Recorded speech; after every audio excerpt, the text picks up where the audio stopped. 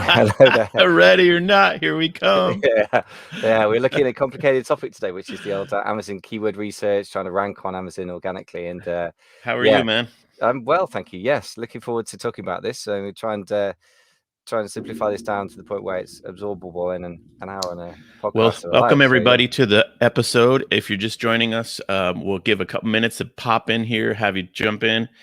Do give us a like, love, comment, share. Tell us where you're listening from. This is a special live broadcast of the E-commerce Leader podcast, and we do this every Sunday morning. I'm pushing this into the Replens Challenge group this week as a little additional bonusy tip type show, additional content. So for those of you who are in the Replens Challenge and you're not familiar with who Michael is, Michael Vesey, welcome, sir. because I'm typing, I mute myself. Yeah, I'll just type at you then. That's easier. Yeah. So yeah, hello there. Sorry, just trying to make sure we've got our thoughts in order for today because it's quite a technical thing. SEO to try and put it across in a way that's meaningful is quite tricky in an hour, but we'll try and do that. We'll try and compress some great nuggets of wisdom for folks. Awesome. Well, our topic for the day is SEO. Amazon sales. Our topic for the day is increasing Amazon sales profit through SEO strategies. Does that sound right? That sounds perfect. You're absolutely right. Perfect. Yeah, Wonderful. that's what I'm trying to do. So it's worth the sweat. It's going to be some sweat. It's going to be some mental work. But you're going to walk us through some details on how to increase profits.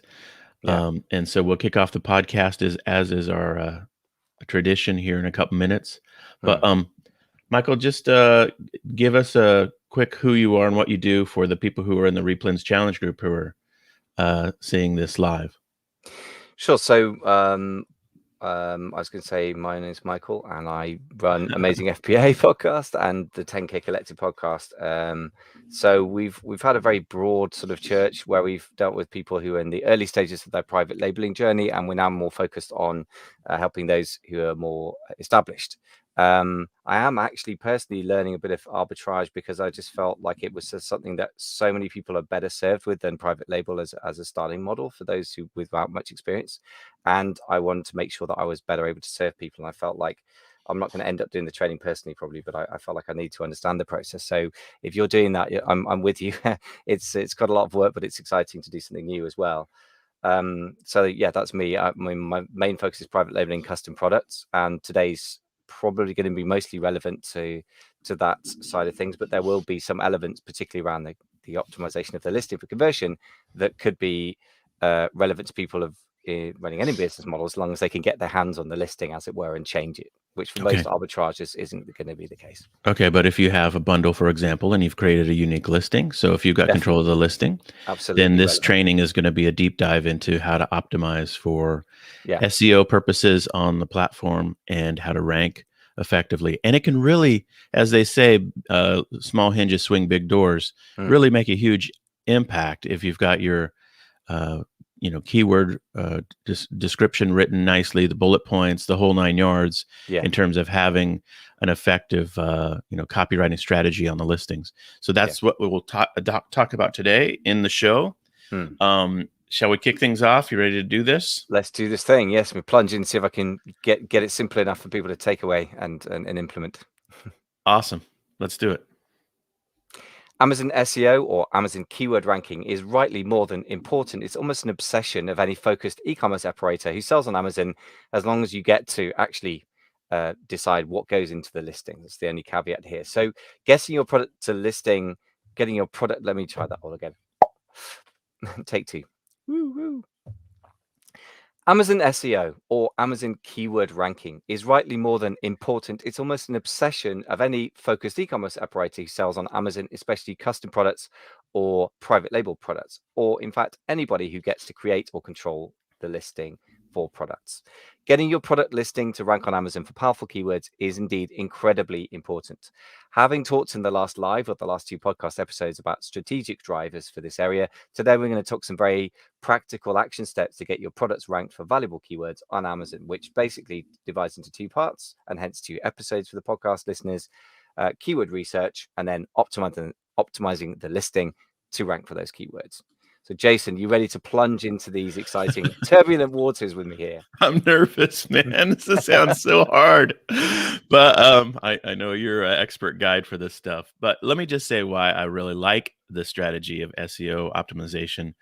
And that's because a lot of people's first response when they want to try to get sales is just to pay for advertising. And you can do that on Amazon. You can do it off Amazon. A lot of Shopify owners will do that when they, have a Shopify site set up. Their first response is, let's do Facebook ads. But the truth is, if your listings aren't really optimized and put together properly and really organized in such a way that you've converted people when they hit your page, you're really, really wasting money when you pay for advertising. I mean, it's like a leaky bucket. And so I'm a huge fan of kind of doing things in logical sequence. And the first sequence is get your listing really dialed in and fully cooked. And this holds true on Amazon and it holds true on Shopify websites as well. So that's why I love this topic in general. So Michael, let's break it down for people who are focused on the Amazon listing. What are practical ways you can improve your Amazon SEO, again, with just the organic efforts, the copywriting efforts without advertising? So really the first response to that is to respond to your previous point, which is we've got to think about where SEO, i.e. optimization for ranking, as in being discovered, it is appropriate. And to your point, what I'm not going to discuss today, but which is critically important, is to optimize your listing for humans to convert. And you're so absolutely 100% right about that. That copywriting ability or image work to convert for humans is absolutely critical. That's the difficult thing with Amazon, is that it also leads into SEO, because if your listing converts better, broadly speaking, it will rank better.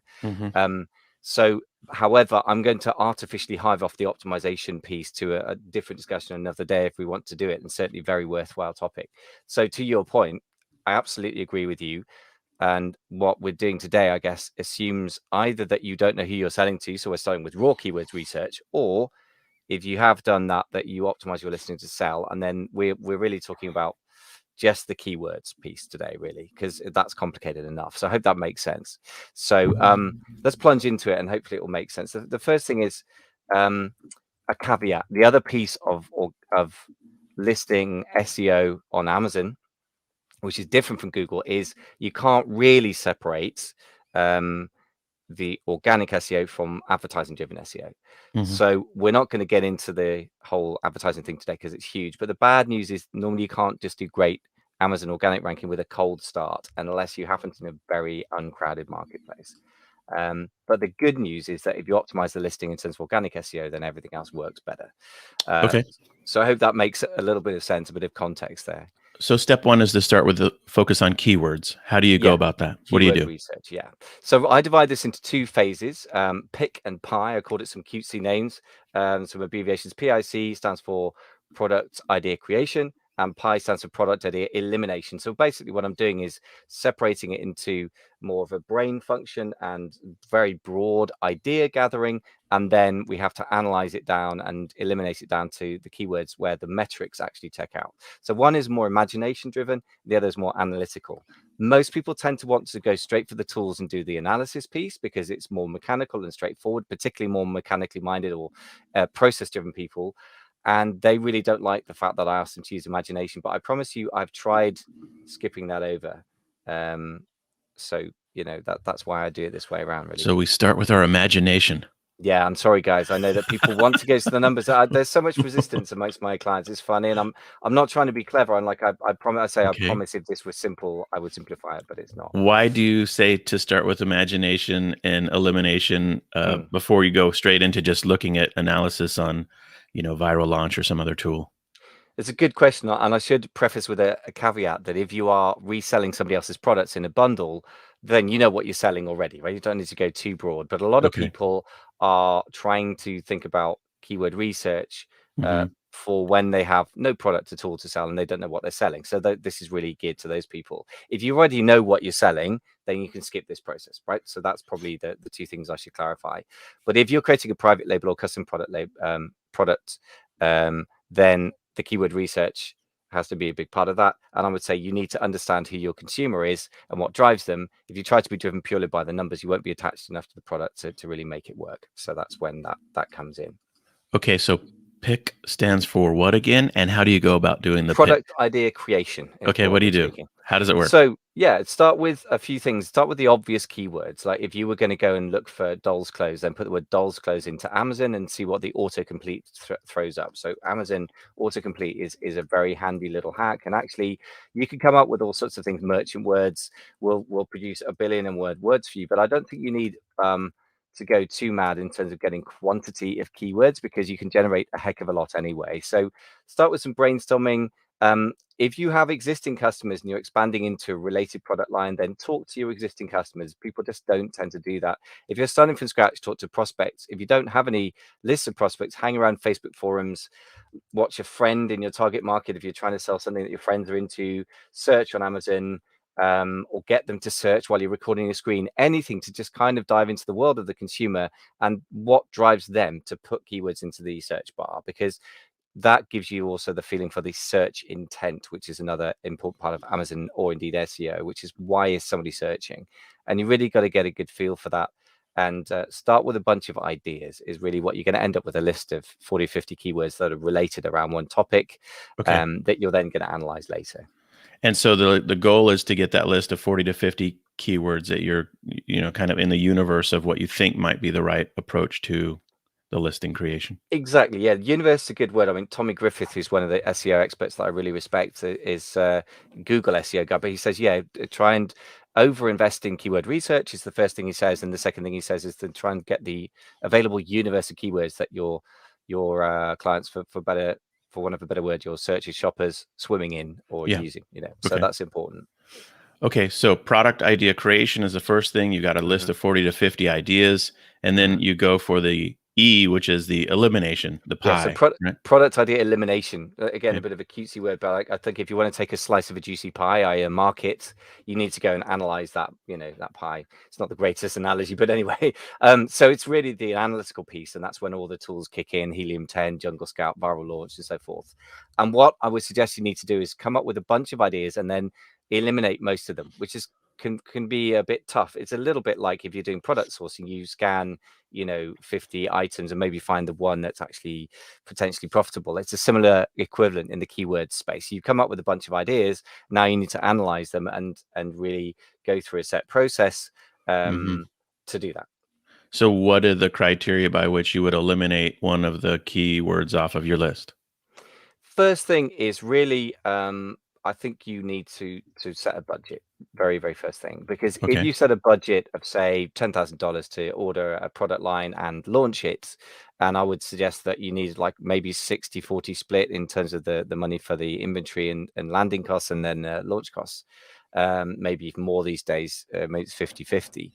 So having put that money on one side, can you afford to enter the market? And the very simple rule of thumb is if you're going to order 3 months worth of inventory if you're importing, which for most private label custom products is still the case, India, China for most people, etc., then you're going to need about 3 months of inventory, because that is the lead time. And very, very roughly, your landed cost is got to be a maximum of a third of your selling price. So if you So when want you to say simplify it down, sorry. so when you say set a budget, you mean set a revenue goal. No, I mean an investment budget for how much you Okay. can afford to invest in the product before it Okay. starts to become financially self-sufficient. So if you set a budget, how does that Plan with the revenue. trigger the elimination of a keyword? So if you put the keywords in and within the top 6 listings, you can see that the revenue is more than your budget. Normally, that means you can't afford to enter the market. And just give a breakdown of why it works that way. For example, let's say you're going into a market and even the 6th listing down ordered by revenue, you'd need to be using a tool like Jungle Scout or Helium 10 for this. Then let's say the 6th listing down is say doing $50,000 a month in revenue. That seems really good, right? But in order Yeah. to start to compete with and rank against a product like that, that means you're going to need to have enough stock to sell 50,000 revenue over 3 months, because you need enough stock for 3 months, because that's your lead time. It's 1 month to manufacture, 2 months to send it on a boat. If you order any less than that, you'll be out of stock for ages. And if you do the maths, more or less, you'll find that that's what you're going to need in your budget, 50,000 up front. So it generally coincides with the monthly revenue. So very roughly, very rough rule of thumb. Most normal entrepreneurs, sorry, no, I'm not, this is funny. Please. Most normal entrepreneurs would think, is there an opportunity to make a product here? Will anyone buy it? But what you're saying is the exact opposite, which is people are buying this stuff at such a high velocity. You're going to step into basically a jet stream of super expensive business creation instantly. Yes. And so you're looking for not a too big seller opportunity. Absolutely right. Which is so it may sound weird. counter to what most entrepreneurs would do. Yeah, it may be true, but I mean, I mean, maybe it's kind of a weird sounding thing to say, but here's what I would say. It depends if you call an entrepreneur somebody with what I would call, I don't know, proper, for want of a better word, funding. Like you've got $100,000 in the bank to launch a new product line, and you've got an experienced team on your side. Of course, you look for a big opportunity. That makes sense. But if you're starting off with a modest budget, not just for your business as a whole, but even if you've got 20, 30 product lines already, and you wanted to launch a new one, you may not have more than 10 or even $5,000 available to launch it. In which case, there is, in my experience, what will happen if you get blinded by the numbers. And by the way, every single person who enters these markets, when I work with them, does this. They go, wow, it's amazing. Look, there's $1 million a month being made on page one in revenue. And like, yeah, what matters is not how much revenue is being made, but how much of that market you can get. So market share, but only if it's profitable. And the truth is, when you go into a very, very competitive space, you'll just find you can't rank on page one. People flip to page two. Why? Because it's cheaper, like you do on Google, right? You only search on page 3, 4 of Google looking for a bargain normally. And that means that the profit drops out. So honestly, it may be counterintuitive, but like going into a big market per se is not a good thing. It's normally actually actively a bad thing unless you have a budget that matches. So that's what I would say about that. So in a lot of ways, you're looking for a product opportunity that is so small you can afford to get into it without a lot of competition. Yeah, or you have a bigger budget. I'm not saying you should go for small or large. Well, it depends on what you have, right? Yeah, exactly. You should match. So that's where you have to set a budget for this product line launch, basically, into inventory and advertising and other launch costs. Okay. Does that make sense? I know it makes counterintuitive. You're right that it's counterintuitive. You're absolutely right, because everyone plunges into the biggest, juicy looking markets. And I say, well, it is an opportunity for someone. I mean, buying Amazon's an opportunity for $1 trillion business, but it's not for me. Know? So yeah.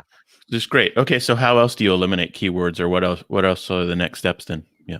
So the next thing is to look at the demand side. You've got to size up the opportunity. What would be the value of winning a ranking battle? Not just the revenue, but the profit. So you've got to do the opposite side. If there's no demand for something, this is like the opposite extreme. Once you've set a budget of, say, $20,000 to launch your product line, you may put in some keywords you've got super specific about, like, I don't know, fish tanks for guppy fish or something. And maybe there is a market for that, but maybe it's $300 a month. So if there's no valuable market there's no demand at all, then that's another reason to leave the opportunity out as well. So once you set the budget and you go shopping and you put your keywords into these tools or even to Amazon, you quickly will see, oh, this is too big for me, or there's no demand. So either of those are reasons to just get out and eliminate it. Okay. How do you think about the competition in that context? Does that come into the factoring Definitely does, yeah. So if there is demand, then I'm worried about competition. If there's no demand or not enough, then I wouldn't bother. I wouldn't probably get into a private label or custom product for something less than a couple of $1,000s a month or pounds, depending where you're sourcing from. If you're sourcing locally in the US to sell in the US, you can probably have smaller amounts of stock, and there's nuances there.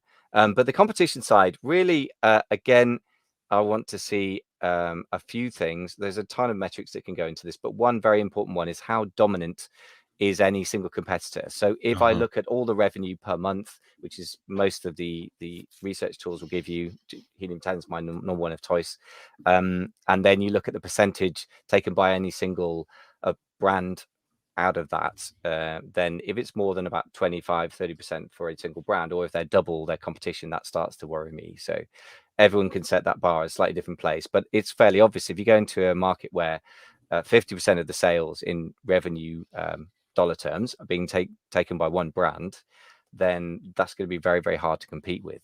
And it tends to mean that you're going to compete by being cheaper. It's possible to compete by being much better, but then you can probably get a higher price point if you can really articulate that through wonderful imagery, but then it tends to be hard to make it profitable. So generally it's just inadvisable. Do you see people who do this strategy and end up going for the smaller opportunities and then create like a portfolio of the smaller? I mean, they build a business out of Yeah. the wimpy little products that no one else is really working Well, they're not towards, and then they wimpy if end they're up with making a profit. The thing is, I would say people worry about the wrong metrics. Don't worry about the size of a market. That's absolutely irrelevant, because if it isn't your market, I mean, Amazon's a multi-billion-dollar valuation now. I'm not excited about that because I don't own Amazon stock. And the reason for that I'm regretting now is because I thought I was already exposed to Amazon enough, being focused on it, and didn't want to get the stock. So it's irrelevant. And it's just the same if you're looking at keywords, it doesn't belong to you yet. So the market share you can own is the only bit that counts. So owning a big percentage of a small market is way, way, way better than being a little tiddler in a massive market. So it's the star principle. Find a pond you can dominate. Be the big fish in the small pond, really. That's the net. And most markets do not lend themselves to that, particularly if you have a modest budget. And to be frank, modest means at least $10,000. And that means you have to eliminate most seeming opportunities are not actually, opportunities, not really. I love this. Okay, can you summarize? And then I think what we'll do for our recording purposes, we're going to keep going, but this will end up being 2 podcast episodes. But why don't you summarize this pie and pick process, and then we'll keep going. Surely. So yeah, pick is really if you're starting off with a new product line, whether absolutely from scratch or you're sort of expanding. For example, if you've been selling dolls clothes and you now want to sell dolls houses or something, I don't know if that's even relevant to that market because I don't know it, but then you probably still need to do this. So pick is product idea creation. You need to just really do your very, very best to understand your target market and the actual people putting keywords in the best you can. Start with the obvious keywords, use Amazon Autocomplete and merchant words if you want, but really talk to existing customers. If you're talking from scratch, talk to prospects. If you don't have any, hang around Facebook forums and friends. And then PIE is the product elimination or the analysis piece. Really important to set a budget so that you're only shopping for that sort of markets you could afford to dominate, as it were. Make sure there's demand. Sometimes the market's too small and nobody's interested, so your products will sit there forever, even if you win the market. And then evaluate the competition and just eliminate hyper competition. Above all, any household big names. I don't want to sell trainers against Nike, for example, or anyone who's really dominating the market with a big percentage of the revenue. I love it, man. Wow. Great start to this conversation. Okay, so let's keep going. So let's say you've got your short list of keywords. You've eliminated out the ones that don't make sense for you in your context. What do you do next?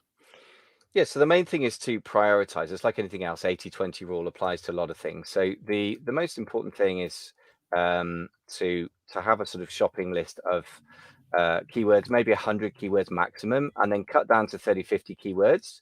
And that's your target list for your product listing page or your product detail page. I guess a lot of this would apply in some modified form on a Shopify site. And then prioritize the top 3 or 5. The top 2 or 3 is probably your target for your title, and the top 3 or 5 probably the first bullet as well. So it's like anything else. It comes down to literally a handful of keywords that you probably over time want to rank for, and then other keywords that are not going to move the needle so much in terms of revenue, but are very profitable when they do. And so it's a blend of those types of keywords, really. So you make a list and prioritize it. Okay, so you've got that. You've got your list in prioritized order, what you think is the primary phrasing or term that you're going to camp on. What comes next? What do you do then? So before you start worrying about pulling levers, as in this case, trying to do something to get ranking, you need to measure where you're at in the first place. And it's easy to skip this. So the foundation for everything is really measure things up front and regularly. Measure before you act, set a baseline. So I would just check the keyword ranking for a listing once you've created it using Helium 10. And you can also track where your competitors are going with these things as well. So you can track against the competition. The second thing is then, as we said, defining the target keyword list very clearly. And then the third thing we're going to do is to build those into your listing in priority order, so that we know how we're ranking before we do stuff, in this case SEO, and then we can check how we're ranking after we've done stuff to see if it actually had the effect we hoped for. I think you're muted. Sorry, unmuted. Okay, so you're building your listing at this point. So you're really getting That's it right. focused on what the title is, the opening paragraph, the details and the bullet points, that kind of stuff. Mm. Thoughts on how to organize that? What's the best way to work through that stuff? And do Yeah, you? so the first thing is a quick hack from Stephen Pope of My Amazon Guy, who I spoke to recently, about using the search term field, which isn't something that the general public will see, but will help the algorithm, I suppose, to recognize, what it should rank your listing for. So help the algorithm understand your listing, if you like. And what he says is you have a search term field of 249 characters. So you put in relevant keywords, use those against the top competitors and see if they're ranking, and then rank those in order of importance. So you're going to want to play around in the search term field. Very hard to put across in the podcast, but broadly speaking, the search term field is more important than you think, and you need to try and stuff in as many relevant single keywords, so not little keyword phrases, as possible. So that's the sort of simplified version of it. If you want to check out Stephen Pope of My Amazon Guy, we'll put links in the show notes, and there's a more detailed process that he goes through there. All right, I love that. So obviously you've got a ton of resources on your other podcasts as well, right? Amazing FBA. Absolutely. Yeah. So We've right. talked about this a lot. Yeah. Yeah, and Not we for a should while, actually, but yeah. maybe in the show notes put some links to the best Yeah, episodes there. Okay, great. can do that. Okay, so what's indexing? Yeah, so indexing of keywords is a phrase that sounds quite technical, and I suppose it is. I mean, as Stephen was talking about, he said that you should focus on indexing first rather than ranking. So broadly, it means, as I understand it, I'm not a technical specialist, that the algorithm will understand that your listing potentially should be indexed or should be ranked for a particular keyword. So they know that the keyword's in there. I suppose a bit like a librarian going through a library, and they catalog the fact that you own this title. So they've cataloged the fact that you have this keyword in your listing. Okay. All right. I don't know if it relates to this situation or not on the product creation side, but I know on the Kindle book and paperback creation side, there was a fun insight that one of my buddies gave me. It asks you for keywords for your Kindle book, and the slot that it gives you is 50 characters long. Right. And most people just put in and there's 7 slots. Most people put in 7, words or phrases. E-commerce, online startup, whatever. But what my buddy Mike Pettigrew told me was, when he was doing his book, he spent 4 days and he created a 50 character long optimized key phrase for every one of those 7 slots, so that all 50 characters in 7 slots were created. But what he did was he created sort of what you might call a stacked set of key phrases inside the 50 characters. So, for example, if startup was a phrase you wanted to camp on, and e-commerce startup was also a phrase you wanted to camp on, he would nest those together as logically as possible. And it actually was a massive project he undertook. And it really helped his book rank well. So I don't know such shenanigans are the same for physical product side creation of the listing, but anyway. Similar. Okay. I mean, I'm not familiar myself with Kindle book SEO, but I think it is very, very similar. In other words, what you're saying, if you zoom out, is to, as a general principle, which is probably easier to take away, is just maximize everything. If Amazon gives you 2,000 characters for the description, use it. Particularly if you've only got a handful of products. If you've got hundreds of them, then it's harder and you might skip that. But absolutely, definitely, make sure that you're really, and this brings us to the next sort of phases. If you've done things in priority order, do your best to use every single character in the title to either have really great keywords that you think are both valuable and winnable. There's a bit of crossover between those two. And for example, I'm not going to try and rank for iPhone case, because that's an insane idea. That's like trying to win the Somme with one musket. It's not going to happen. But that, plus maybe a little bit of a call to action in the title as well. But that you've got to make every character justify its existence. And here's my main tip: write multiple drafts of your title, maybe 10, maybe 15, because it really matters. And then rewrite each bullet 2 or 3 times as well. Again, like your friend Mike, you should put some serious time and effort into this. It really does pay off. I love that. Okay, so you just mentioned the phases here, 3 phases of doing this work. So what's the first, what's the second, what's the third? Let's walk through those. Sure. So I owe this to Stephen Pope of My Amazon Guide, by the way, just to acknowledge this. So the first thing is to use this search term field, as I said. So I'm basically get some relevant keywords, put them in, see what the competition's doing. I would use a tool like Frankenstein, which is a deduping tool on Helium 10. There are other ones out there as well. And basically what it means is if you put in something like iPhone case blue, iPhone case, black iPhone case, it will come out with the individual words, iPhone case, blue, black, whatever.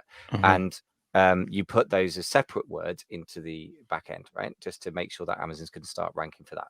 By the way, little hint, Spanish keywords in the US are huge. There's millions and millions and millions of searches using Spanish language, but most English speaking Amazon sellers in the US don't use that. So that's a seriously good hint. So you might do very well with that. And then just what's the second phase? So the second phase is then incremental indexing. So you're going to use your brand analytics dashboard if you're brand registered. You would need a registered trademark for that, and look at the suggestions, and then actually will highlight in pink the things that aren't really going to work very well according to the algorithm. And you can remove those.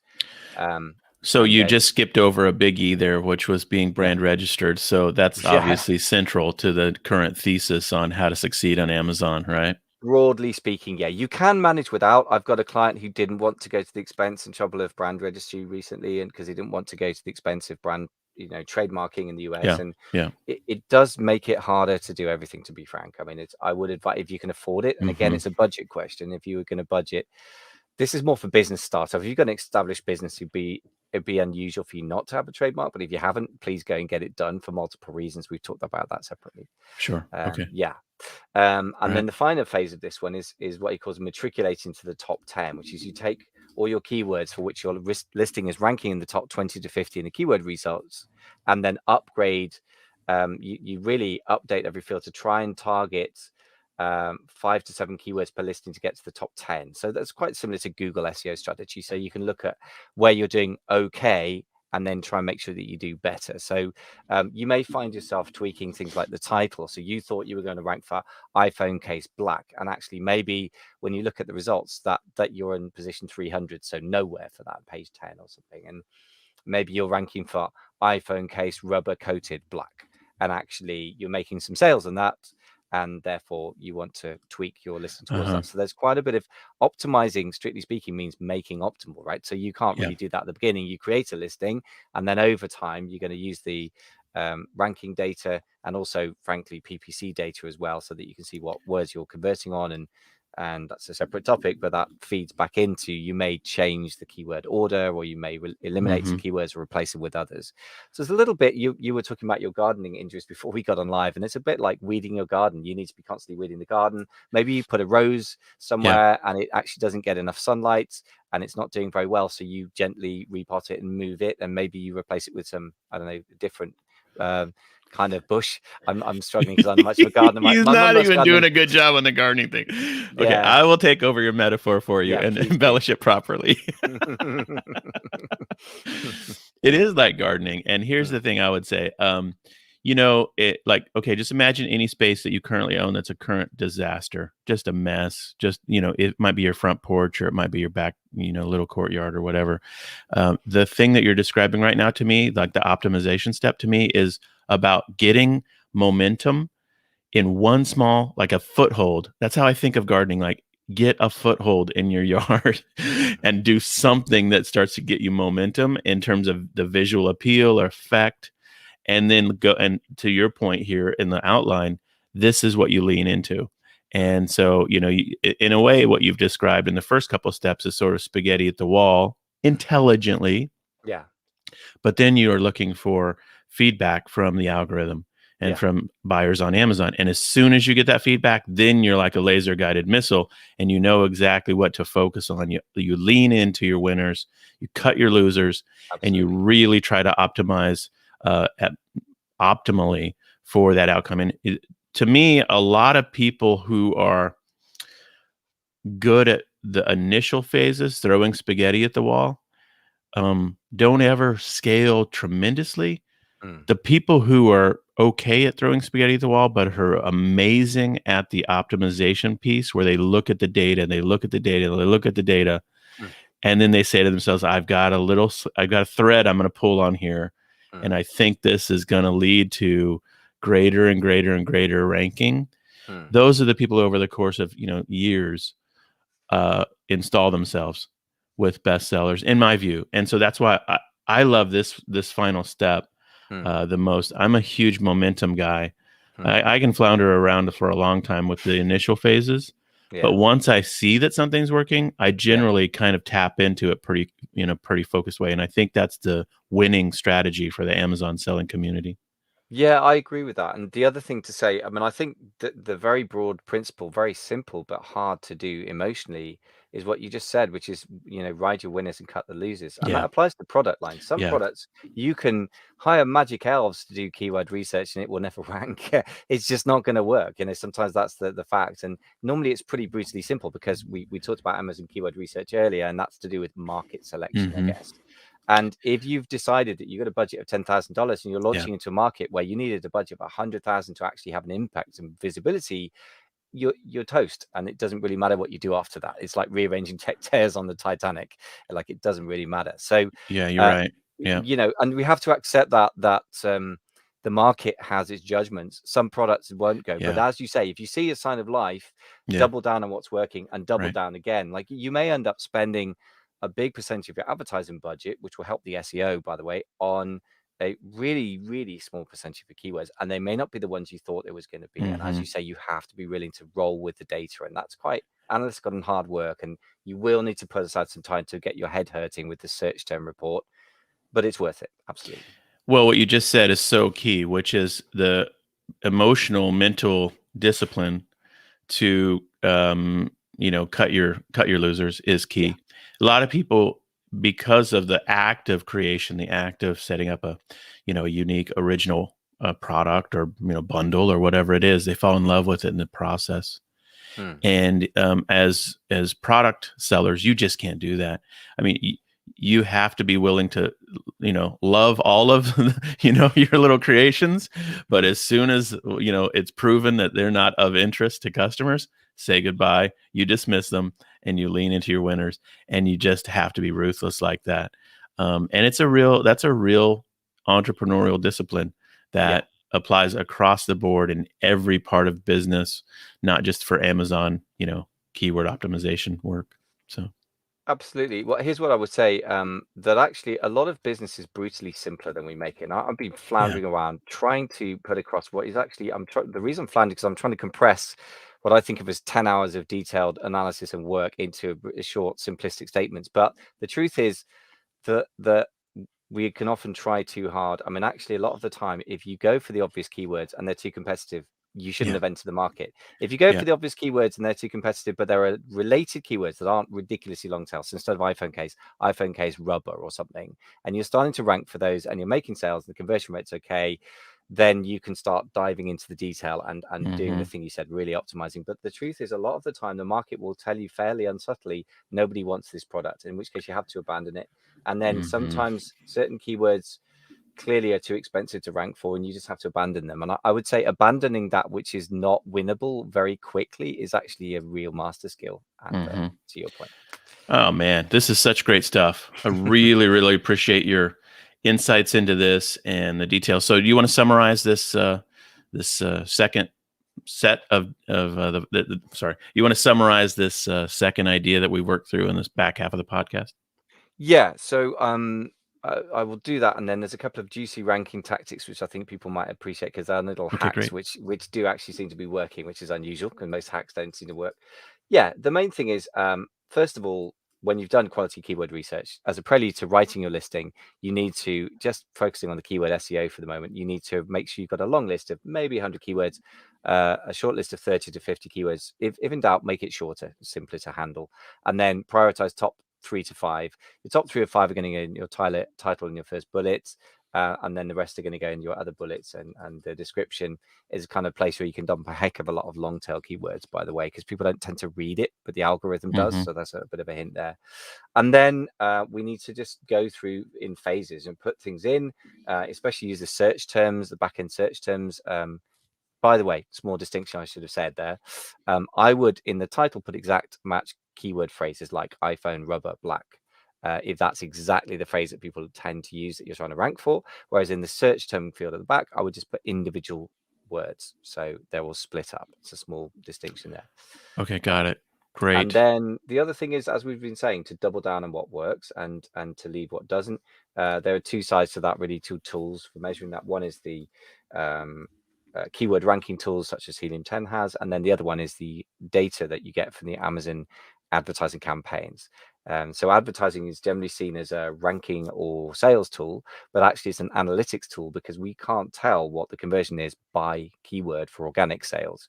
So we have to use, I would say, PPC as a proxy for that. And once you get that data, you can see you're converting on some PPC driven sales for, I don't know, iPhone rubber case small or something, then you can consider optimizing in your listing for that word as well. Man, this is awesome, Michael. Love it. Well, really appreciate your deep dive into this. I was scared when we started this conversation. Sorry. It's a bit intimidating topic for I'm doing okay. My blood pressure hasn't spiked too high. Yeah, keep breathing. Yeah. Rome wasn't built in a day with this stuff. I mean, it's like Google SEO, and which I'm trying to learn a bit more myself as well. It's a nuanced and complex art, and you just need to take it one step at a time and learn your craft, you know. Yeah. Well, I'm going to wrap it up here with a simple call to action. If you like the E-commerce Leader podcast, and we'd love to have you check it out on the player of choice. I know we stream these into our groups on Sunday morning when we record them, but for those of you who watch it that way and have never gone on Spotify or Apple or whatever, and followed the show and liked it, or, subscribed or whatever the appropriate action is, we'd love to have you do that. The show is continuing to grow in subscribers and downloads, and we're just looking at the metrics, and it's really cool. Michael, did you know like this? It's not hockey stick, but it's going, baby. It's going up. And so we're really, really grateful for everybody who is subscribing to the show and following it and referring to friends. And if you've done that, we really appreciate it. So we're going to wrap it up there. And Michael, thank you again for your expertise in these things. As always, it's an honor, man. My pleasure. Thank you.